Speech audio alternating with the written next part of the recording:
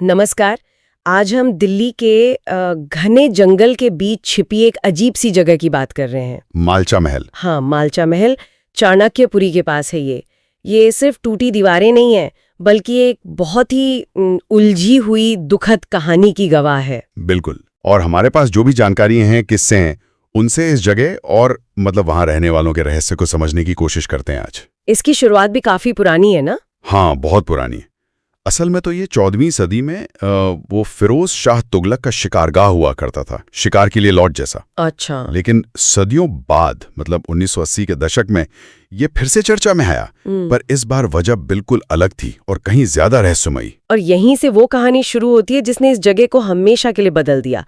अवध के शाही परिवार की कहानी। जी, बेगम विलायत महल। वो खुद को अवध के नवाब की वारिस बताती थी। और वो अपने बच्चों प्रिंस अली रजा, जिन्हें साइरस भी कहते थे, और बेटी राजकुमारी सकीना, और कुछ कुत्ते भी थे उनके साथ। हाँ, कुत्तों के साथ सालों तक नई दिल्ली रेलवे स्टेशन के वेटिंग रूम में रहीं।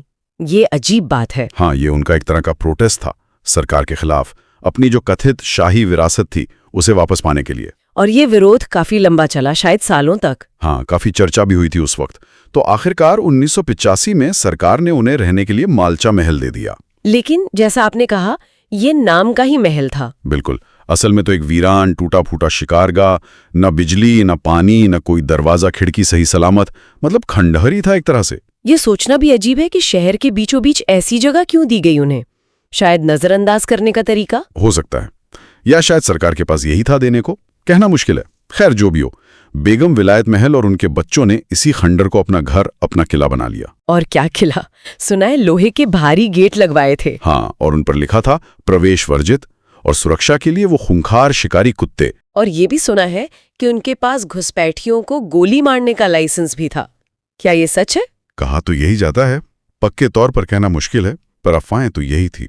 उनका अलगाव आइसोलेशन इतना ज्यादा था कि बाहरी दुनिया से संपर्क लगभग खत्म ही हो गया था। इतना कि उनके भेजे गए कुछ खतों पर पते की जगह शाही मकबरा मालचा महल लिखा होता था। जी हाँ, ये उनके अकेलेपन और शायद उनकी बढ़ती हुई निराशा को दिखाता है। बाहर की दुनिया के लिए तो वो एक पहेली बन गए थे। हाँ, कोई उन्हें सनकी कहता, कोई पागलशाही, भूतों की कहानियां भी बनने लगी। और कुछ लोग तो उन्हें फरेबी भी समझते थे। सच्चाई क्या थी ये शायद ही कभी किसी को ठीक से पता चला। और फिर 1993 में कहानी और भी दुखद हो गई। हाँ, वो बहुत ही भयानक मोड़ था।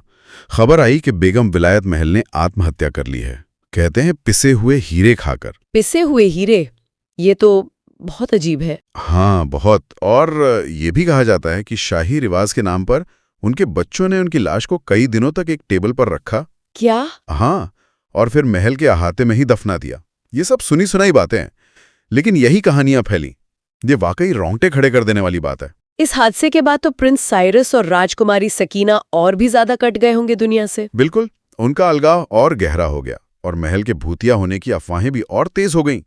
लोग कहने लगे कि वहां अजीब आवाजें आती हैं, परछाइयां दिखती हैं, कोई अनजानी शक्ति महसूस होती है। हाँ, इस तरह की बातें। 1993 से लेकर 2017 तक लगभग 2.5 दशक। इतना लंबा समय? हाँ, उनका जीवन और भी ज्यादा रहस्य में डूब गया। वो लगभग अदृश्य ही हो गए थे।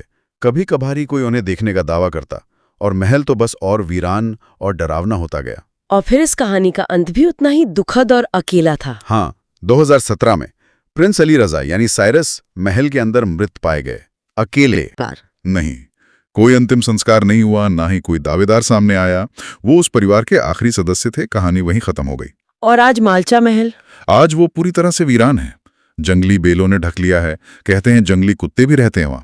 वो एक प्रतिबंधित क्षेत्र है। पुलिस और वन विभाग लोगों को जाने से रोकते हैं। हाँ, बिल्कुल।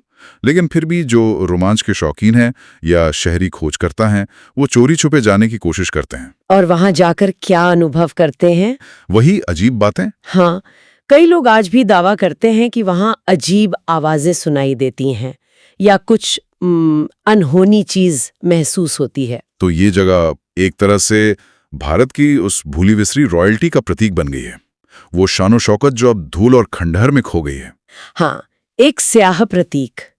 तो सवाल यही रह जाता है सोचने के लिए कि क्या मालचा महल वाकई में प्रेतवादित है? ये दूसरे परिवार के खाने की छाप।